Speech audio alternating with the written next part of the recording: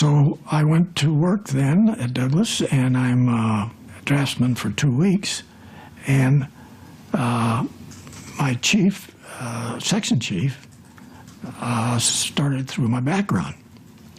And of course, it says all of this stuff that I had done in the Navy. So he puts me in this think tank. And there's where we get to the first think tank, okay? It's inside of Douglas in a walled-off area. And there's 200 guys in it. And we investigate every aspect of extraterrestrial, military, commercial, whatever.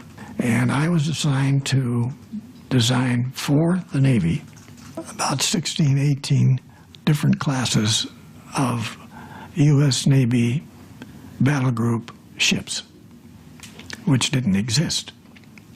And these were, the larger ones were from 1 kilometer to 6 kilometer. These ships fly in space. They're spacecraft carriers. I designed U.S. Navy spacecraft carriers, which finally got built back in the late 70s up in Utah underneath the ground. And that's the, you've seen the pictures of U.S. Navy spaceships. Solar Warden. So Solar Warden came out of a think tank inside of engineering at Douglas. And a whole lot of other stuff came out. All right, this is David Wilcock, and you are watching Cosmic Disclosure. I'm here with Corey Goode, and in today's presentation, we have a bombshell for you. We're going to be interviewing the veteran insider of the secret space program, William Tompkins. I've had numerous conversations with him. He's actually 94 years old. He's still with us, and his testimony is unbelievable. It validates so many aspects of what Corey and other insiders I've spoken to have been saying. People tell us, oh, you have no proof, you have no evidence.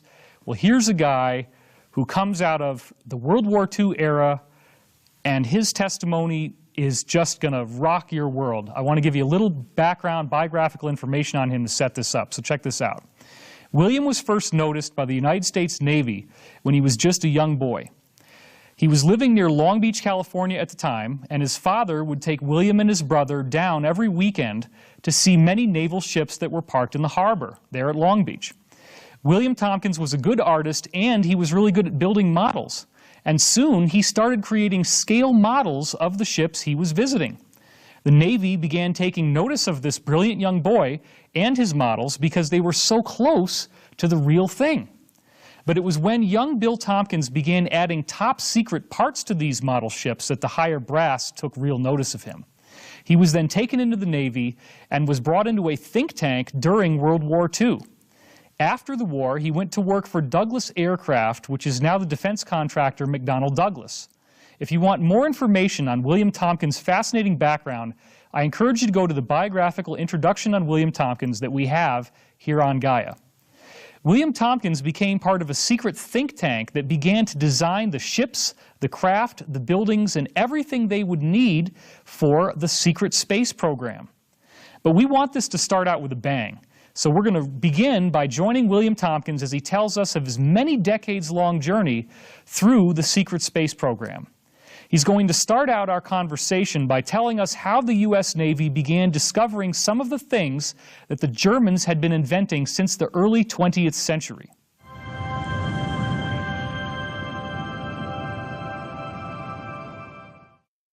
It's 1942. The war's on. Rick Abada, his hobby is sending these Navy operatives into Germany. They've been going all over Germany, and they're staggered at what they found. They found that Hitler and the SS made an agreement with reptilian extraterrestrials. They found hundreds of different types of advanced weapons being built. These included 60-foot and 250-foot, 500-foot UFOs, round vehicles, okay, UFOs. They built some of these out of chromoly steel that would weigh tons and tons and tons. They had developed, or they had been given, electromagnetic anti-gravitational propulsion by the reptilians. The agreement turned out that they were to develop a parallel space navy that the reptilians had and operate out through the galaxy with the reptilians taking over planets and enslaving the people on the planets. But what they had already accomplished was really strange. They have all these UFOs, different types of propulsion that were unbelievable, laser weapon systems, unbelievable stuff. All over the country, Germany and the occupied areas, they had massive underground production facilities that they were using, they had developed for regular arms waste, like tanks and places to build Navy ships and all this kind of stuff. Most of it was underground. So they started expanding those facilities, and they put 11 of these UFO-shaped vehicles in production. So the operatives are trying to explain to us, and the admiral would back off and say, "Slow down, I don't believe you." And that went on, and then the captains would say the same thing. The operatives were nice guys, and they knew they were going to get the questions when they got back into the admiral's office, and they knew that nobody was going to believe what they said. So fortunately, the admiral had a typist in there, and the admiral's aide was not in there. He wasn't even cleared to be in there. And one or two of the captains, the admiral and myself, and we were the ones, the only people that this information was given to by the operatives. I want to step sort of back to my job in the Navy there, working for Admiral Riccobotta. We talked about my mission, not my job, my mission. It's documented, okay? It's written by the Secretary of the Navy, Forrestal, okay, who became the #1 guy in the military. Then he, like several other people, including our president at that time, were talking to a lot of other people. And so he was supposed to have had a mental breakdown, so they took him to the hospital there in Washington, at the top floor, and pushed him out the window. And so that's the guy that wrote Admiral Riccobotta's mission, which then my mission came from his. That was the level of this information in the United States. Now, no other country but Germany knew about the extraterrestrials. Nobody did. Now, as this started to unveil the reality of what Germany was doing, it was like the war is going to be over, period. They're going to take the whole planet, and they could do it in 5 minutes.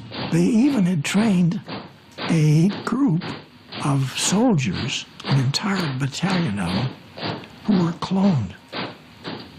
They had cloned a whole battle group of soldiers.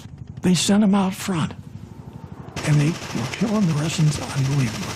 So it's not just the material, but and advanced medical systems, longer lives. The size and the magnitude of what was taking place was unbelievable to everybody that got involved in the program. The SS found out that people could live longer. So there was another big, massive program given in pieces, brought back by the Navy operatives, plopped it on the table in front of Admiral Riccobotta, and of course that ended up with about 24 packages because of the different magnitudes of living longer. And I guess if you ask the question for the Nordics, their comparable lifespans are 1,400 to 2,200 years. But they look exactly like us. There is a study that we did later on at TRW on advanced life systems, as extended life. And that program is down now to within less than 2 years. it's going to be available to some people on this planet. The way it works, I'm very involved with it. Essentially, you take 4 aspirin over 6 months, pop them, or you get 4 shots. You immediately change. Everything is nicer. Everything is nicer, okay? What you do is you revert back to the girl's 21 and the guy's 29.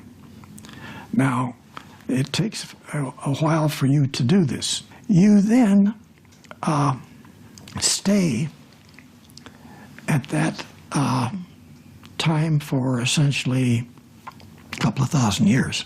Your brain then, which collectively we're only using 2.2% of our brain. I don't care what they're telling us. We're only using 2.2%. You get a minimum of 400% capability over what you normally had. And now, what this does is, this allows you to contribute. Allows you to contribute. You go to work for the company here, 20 years, they give you the watch, and you got a couple of 3 years later on, and you're out of the picture. Okay, so you didn't contribute very long. All right. Now you're living 2,000 years, and you can contribute, and you also can have fun for 2,000 years, and you don't change age. You stay there. 5 of the top medical research groups, just like Scripps right here in San Diego, are involved in this. And there's hundreds of companies involved in this. There's a whole lot out there that is being removed from our part of our life, and that we are in this position where everything that we've been taught, whether it's in the university or in medical or in any technical field, even mathematics, is baloney. Yet, because we have allowed reptilians to put the stuff in our minds that removes our capability to operate, learn, our entire history, all the way back thousands of years, has been being controlled. We now know this. This is not something that we think could happen. We now know this. So if you look at countries, you look at the Roman times, and you see, if you take and parallel these events back with that, the Romans were being mind controlled. They had the elite group, and then they had all of the army, and then they had the slaves. And that's where we are now. We're just finding out about this, and we need to fix it. All right, well, as you just saw, that's a very dense amount of information that we've just gotten. It's unbelievable.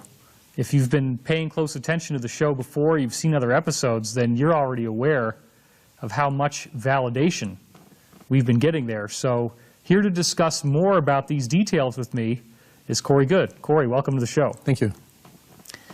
So first of all, we have Tompkins starting out working from 1942 to 1946, actually debriefing these 29 spies that were embedded in Nazi Germany, total of 1,200 times, and he said that they had experienced this German secret space program firsthand, and that the Germans had cut a deal with reptilians. So just to start with that, how did you feel when someone comes forward and validates such a key part of your testimony on the show?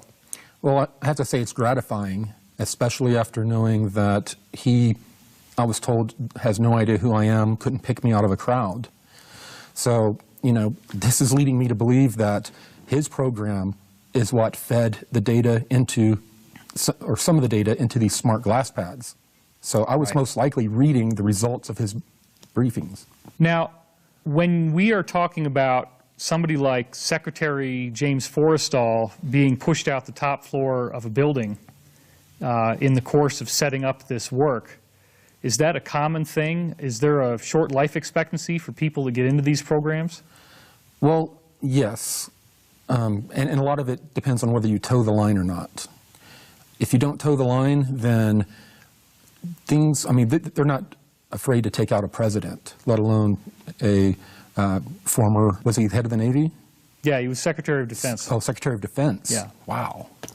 So, I mean, since this is, to them, this secret is higher than the nuclear bomb, any other secret, then they think any of this type of retaliation on people that open their mouths or don't toe the line is justified. Now, he said that Admiral Rick Obata's aide wasn't even cleared to have access to this information. That might strike some people a little strangely. Do you think that there are other precedents for that in your own experience? I saw that kind of thing happen all the time. You would be in a briefing, and they would give a pre-briefing, and then they would have 5, 10 people have to get up and leave the room because they were not cleared for the information, for the rest of the information. So I've seen that kind of a thing happen a lot of times. He also said that Admiral Rick Obata was constantly calling BS about the testimony that he was hearing, that it was just so fantastic sounding, so hard to believe.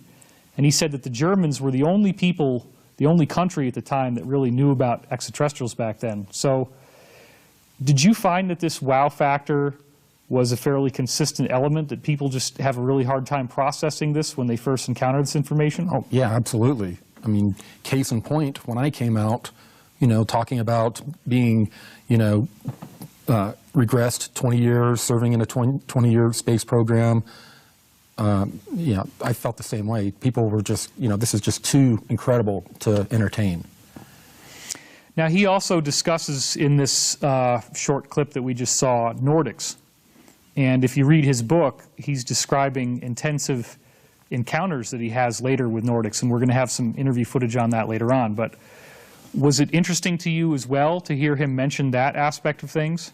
Yes, because the Germans were in contact and working hard alongside the reptilians, as he stated. But there were Nordic groups involved as well, that different elements of the German space program were in contact with. Right. Now, he mentioned that the Germans, with the help of, he just calls them the reptilians, he didn't say Draco, so we'll just use that term. The Germans, with the reptilians, were creating a space navy, and that their goal was to not just worry about conquering the Earth, but to use the material and the personnel of Nazi Germany to create an interplanetary, interstellar conquering army. What was your feeling when you heard that? I was a little bit shocked, knowing that he doesn't know anything about my testimony, and I've reported the genesis of what we are calling the Dark Fleet for a while, and this is exactly the genesis. They are working mainly outside of the solar system, working alongside the reptilians for defending territory and conquering new territory. That was their mandate. It seems hard for me, just personally, to understand why people on Earth would give a darn about conquering other worlds if they only found out those other worlds existed a few years ago. Do you think this is more of just something that Draco talked them into as part of the deal that was to a part get of the technology? Deal. That was a part of the why deal. would the Germans care about other planets? They don't know anything about this. They have no background in it. Well, I mean, if you were 1930, 40 era, had that consciousness and perception of the world, and you were told that all of this stuff was out there, that might change. You might become very eager to get out there and see it. And if you are from a conquering kind of mentality force, hey, all the more better for the reptilians and their goals. So he also said that the Nordics would live between 1,400 years to 2,200 years long. Now that's over 10 times, maybe even 20 times a normal human lifespan. Some people are going to have some trouble with that. Have you seen any information that corroborates that detail? Yeah, I mean, we're talking like 2 or 3 times the age of Methuselah. Right. So, yeah, I mean, that is actually pretty common out there in the cosmos. Once they've gotten to a certain technological place of development, they, you know, the human body is extremely easy to manipulate, heal, and all kinds of stuff medically. So the bodies, the bodies of these non-terrestrials, I would assume is similar. And, you know, if they can travel across space, they've definitely looked inward and figured out their own genome and how to manipulate it. Now, another thing that might be contentious for some people that they're going to have trouble believing is his testimony that the Germans were actually cloning soldiers and that clones were being used in combat during World War II. What's your response to that aspect of this? Well, that's new to me. Okay. That part. But I do know that there was cloning going on later on that I read about that the Germans were doing and that the Americans started doing as well in underground bases in these so-called NBC or biological weapons facilities. They were working on and doing a lot of cloning. Now, speaking of these underground facilities, he said that the Germans were building these discs in several of them, and he also said there were several different prototypes that would go up to 500 feet wide. Yeah, and Is that consistent with what you've heard? Our shipping yards or whatever for when we were building our earlier craft, it was done in the same manner. In underground that I was briefed about, they were in huge underground caves, and they were building them in sections, and and putting them together, and then flying them out into space. Is the craft being as wide as 500 feet consistent with what you have heard? Oh, much wider. Okay. Yeah. And what about the chromoly steel that he mentioned? That I had heard. The ships were incredibly dense and heavy because they were using that era of material science. But they started developing material science, and within 20 years or so, they were having craft very similar to non-terrestrial craft that we would run across, to where you could pick it up with one hand and rock it. Wow. But I don't think it was quite there, but they developed quite a bit in their material science to make them lighter. But the weight really doesn't matter. When you have the torsion or gravity-canceling technology, it could weigh 1,000 tons, and once they turn it on, it doesn't matter. Sure. Now, he also said something that, again, people may have trouble with, especially the more skeptically inclined, and that would be, he said that within 2 years, we could have a life extension system released to certain individuals in which you take 4 pills or 4 shots over the course of 6 months. And he's saying some pretty outrageous stuff. He's saying that you're going to get a 400% IQ boost, that your age reverts to about 29, and that you then stay that way for like 2,000 years, and everything becomes better, and you feel better, your life just is enhanced. Does a technology like that exist that you're aware of? Yes. And as I have stated in the past, some of the technology in some form was used on me at the end of the 20 years when they age regressed me, all the way back to the 16, 17-year-old range. But you're not staying at 16, 17 years old. No, I'm not. You're not living for 2,000 years, obviously. Right, but this is more of a maintenance kind of, if I was getting these chemicals on a semi-regular basis, most likely that would occur. And that's one of the things about these programs. They want to make people reliant on who's running the program to come back for more shots, pills, whatever. Well, and I'll tell you, Corey, one of the things about this that concerns me, and I want to put this on camera because I think it's very important, is that the space program insider, Jacob, he described to me that they, the cabal, are going to try to get humanity to accept shots that will extend lifespan. But he told me that there were going to be nanites in it, and that we would actually become merged with AI. So do you think that could be how this works? That's most likely a type of scenario. These are not real good-hearted people that are going to, if they've kept this technology hidden for, 80 years or whatever, why are they all of a sudden going to become all benevolent and, give out life extension? There's always a catch with these people. So there's probably some sort of Trojan horse in the shots, just like most of the shots that people get now. Do you know of a way that this could work that doesn't involve AI and nanites? Well, yeah, it obviously worked for me without nanites. Okay. I think to get me so quickly down to the age that they needed, they did a little bit different method. I wasn't taking pills. They did it intravenously. Right. But I only witnessed a pharmaceutical application to what happened at the end of my service.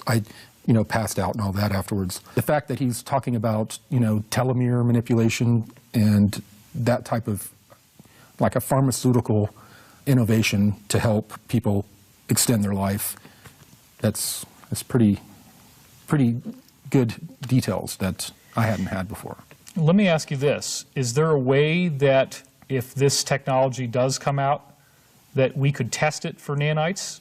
Or could we shock it somehow with electricity or something so that if there were nanites in it that they wouldn't be able to work? Yeah, both of those are true. We could, they could test them for nanites, or just to not have to worry about it, they could take all of the samples through and hit it with an electrical charge.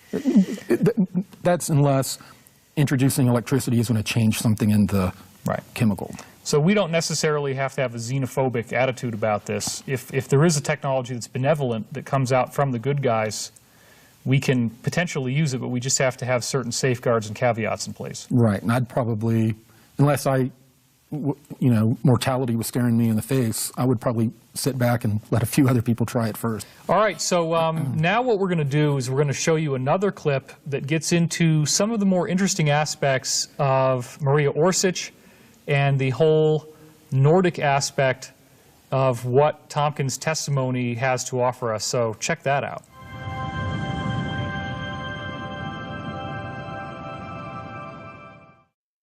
So we had a young girl, Nordic, just outside of Germany.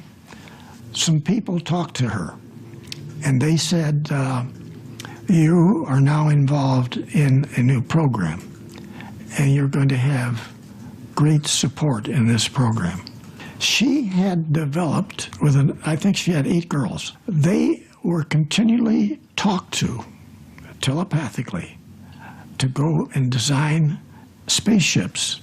The little blonde actually built them, and eventually 2 of those got over here in Area 51. But Germany found out about the blonde, took her over, stopped everything, and then got to this point where there was some sort of pressurized program by the SS to control that original group. Now, several times they did work together, but Hitler allowed them to operate independently of the whole SS program, the whole development. So we had 2 developments going on in Germany.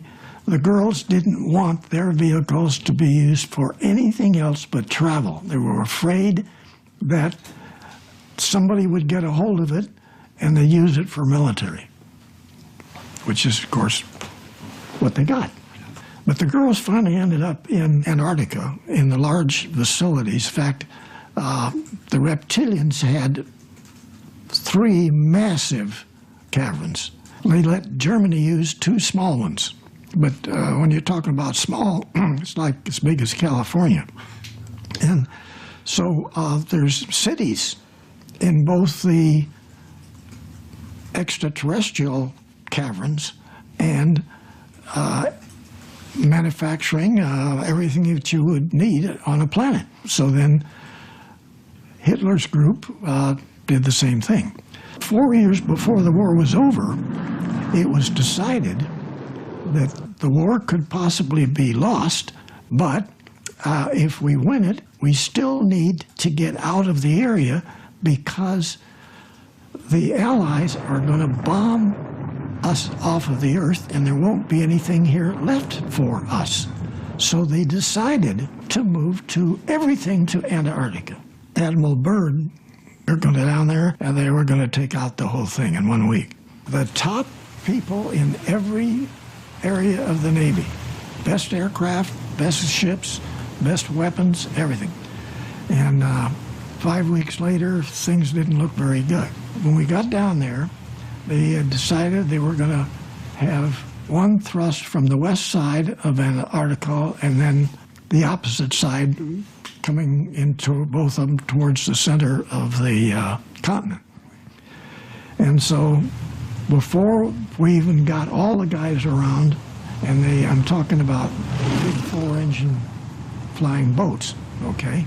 and ships, battleships and destroyers and submarines and you name it. Before they got there, these fairly large, they were 100-foot diameter saucers, came up out of the ocean and took down everything.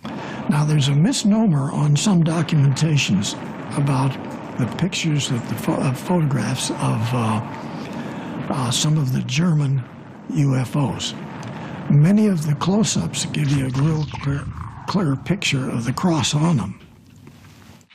What was partially incorrect in that information that's been released was that not all of the vehicles came up out from the German side to take out ours, but from the large caverns on the adjacent to them, unmarked UFOs and unmarked cigars came up, which then it was a joint venture by the extraterrestrials that lived there, operated from there, and built the vehicles that went to the moon and Mars and all these other places. But we lost that war. Now, when he talks about Maria Osric, we're dealing with what he said to be Nordics. Is your understanding that Maria Osric was, in fact, a Nordic here on Earth and not a human born on Earth? No. My understanding was that she made contact with several groups, one of them being Nordics. Okay. And she was the conduit for the Nordic people that they were in contact with. So she may have looked like them, but she was born here. Yeah, every one of the people in her group, they were very beautiful. People would turn their heads if they walked by, you know, real long hair. Now, we've heard from other sources that Maria Osric was actually starting out this work doing automatic writing, and that she was, in fact, writing Sumerian language. And there were only 3 people on Earth who could correctly read it. And the Germans brought them in and validated that, in fact, that was accurate Sumerian writing. And the same sources that she got the automatic writing communication from guided her in doing sketches and look for certain ancient documents that would help them, give them a boost in their development. Mm. Now, I thought there was something interesting in there as well, which was that Maria's team only wanted these vehicles to be used for transportation. They were not wanting it to become a military application. That would suggest that whoever was helping her probably was not the Draco, but might have been some kind of benevolent group like Right. these so-called Nordics.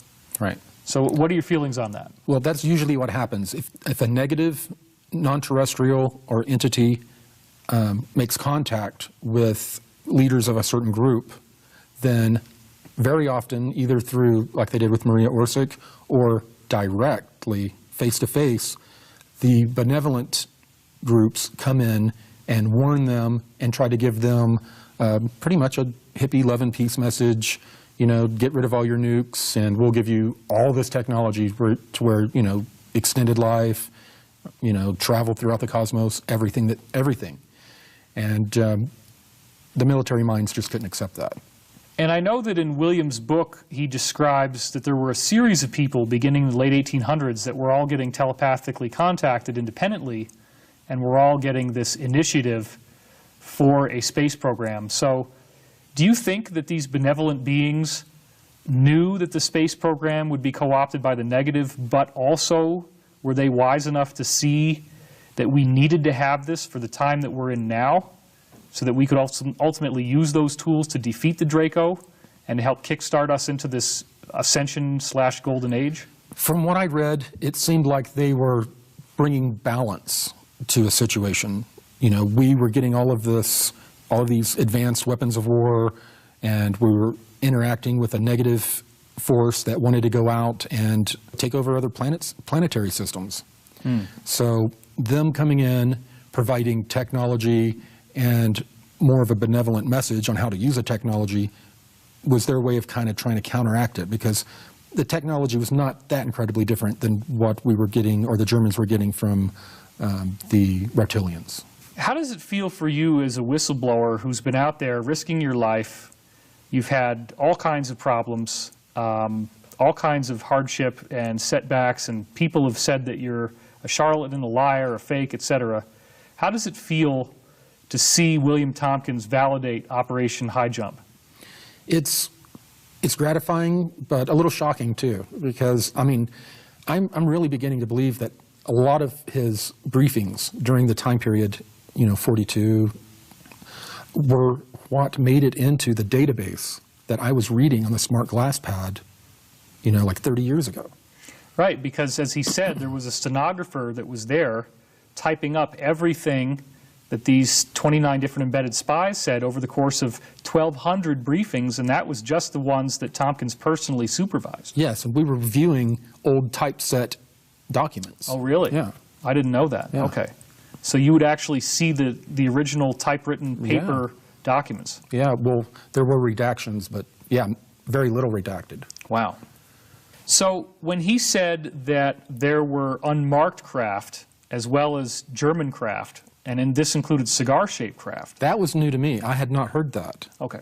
But I wouldn't doubt it, because if they're allied with the reptilians, and we come down to an area that's mostly reptilian controlled, of course they're going to come out and, back up their new ally.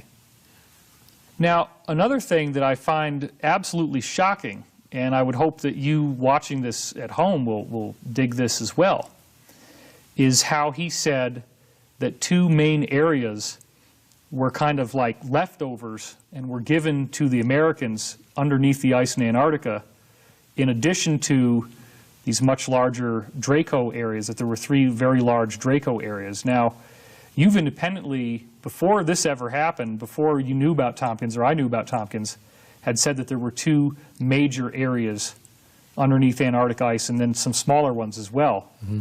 So what does it feel like, again, to be seeing so much precision in the lineup of these testimonies?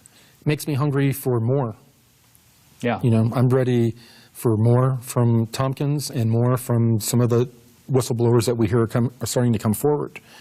So it was exciting, but we need to hear more. This is great. So we're seeing independent, verified testimony of Operation High Jump, all the things that you said showing up very paralleled, in which Byrd goes down there with this huge army. We have these, it appears to be Draco and Germans that are striking against them, and they are very, very heavily damaged, and they have to limp back. Yeah, they were crippled.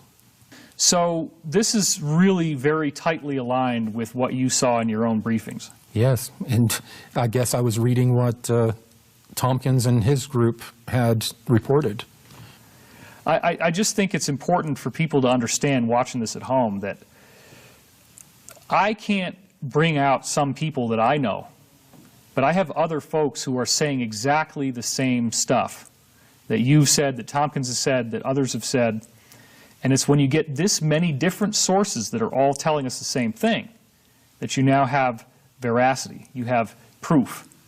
So the proof is not all the way as far as people want it to be, but we're getting closer and closer all the time. Well, a lot of these skeptics, if one of these craft were to land in front of them, would still be in denial. All right, well, this has been really fascinating. I want to thank you for watching our show. This is certainly mind-blowing after all this time. People say, oh, Corey has no validation. Well, what you've just seen here is a game changer, and I encourage you to tell everybody you know about this, because now that we're bringing this all together, maybe a lot of people who wouldn't have taken this seriously before are going to take a second look. And we do need your help. We need as many people as possible to educate themselves about this. As Corey just said, it's vital to humanity's future that we no longer act as ostriches, that we have the awareness of what's really going on. This is Cosmic Disclosure. I'm here with Corey Goode and William Tompkins. I'm your host, David Wilcock, and I thank you for watching.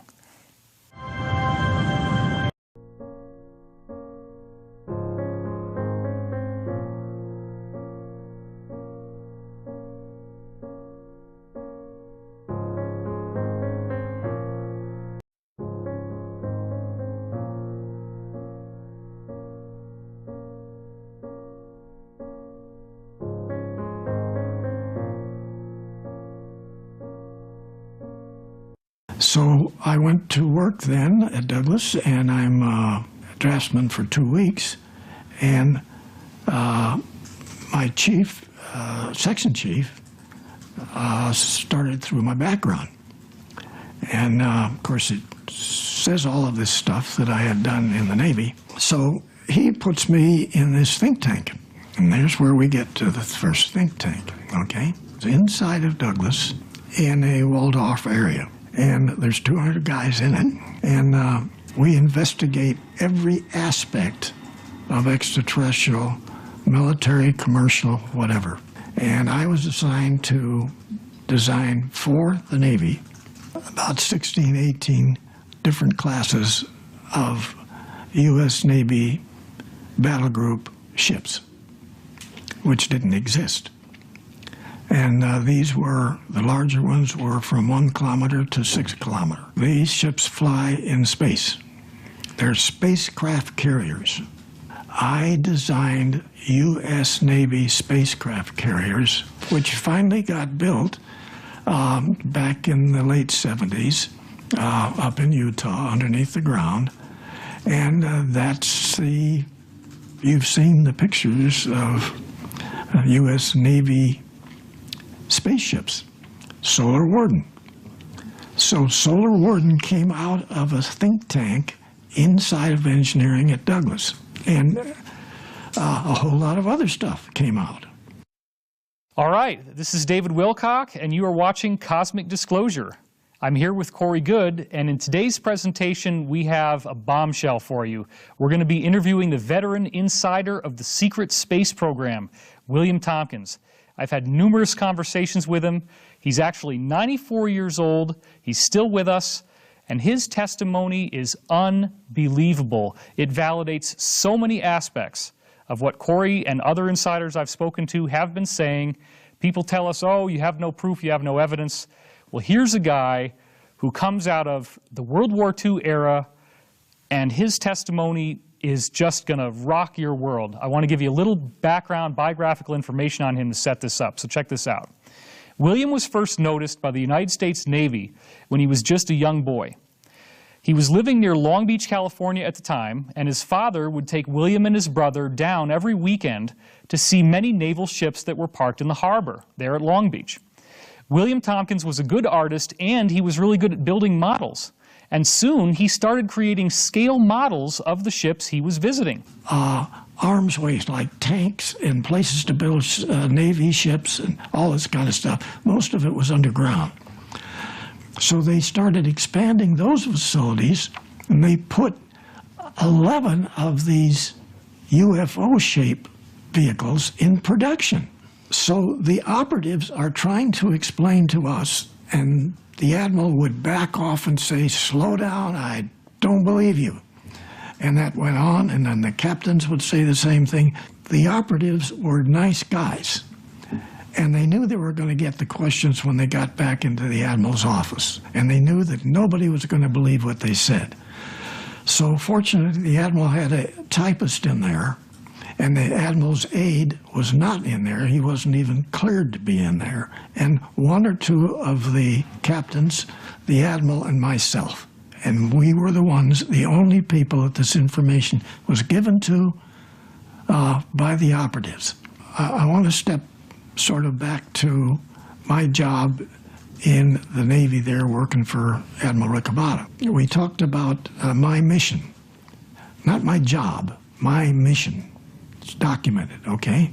It's written by the Secretary of Navy Forrestal, okay, who became the #1 guy in the military. Then he, like several other people, they found that Hitler and the SS made an agreement with reptilian extraterrestrials. They found hundreds of different types of advanced weapons being built. These included 60-foot and 250-foot, 500-foot UFOs, round vehicles, okay, UFOs. They built some of these out of chromoly steel that would weigh tons and tons and tons. They had developed, or they had been given, electromagnetic anti-gravitational propulsion by the reptilians. The agreement turned out that they were to develop a parallel space navy that the reptilians had and operate out through the galaxy with the reptilians taking over planets and enslaving the people on the planets. But what they had already accomplished was really strange. They have all these UFOs, different types of propulsion that were unbelievable, laser weapon systems, unbelievable stuff. All over the country, Germany and the occupied areas, they had massive underground production facilities that they were using, they had developed for regular. The Navy began taking notice of this brilliant young boy and his models because they were so close to the real thing. But it was when young Bill Tompkins began adding top secret parts to these model ships that the higher brass took real notice of him. He was then taken into the Navy and was brought into a think tank during World War II. After the war, he went to work for Douglas Aircraft, which is now the defense contractor McDonnell Douglas. If you want more information on William Tompkins' fascinating background, I encourage you to go to the biographical introduction on William Tompkins that we have here on Gaia. William Tompkins became part of a secret think tank that began to design the ships, the craft, the buildings, and everything they would need for the secret space program. But we want this to start out with a bang. So we're going to begin by joining William Tompkins as he tells us of his many decades-long journey through the secret space program. He's going to start out our conversation by telling us how the U.S. Navy began discovering some of the things that the Germans had been inventing since the early 20th century.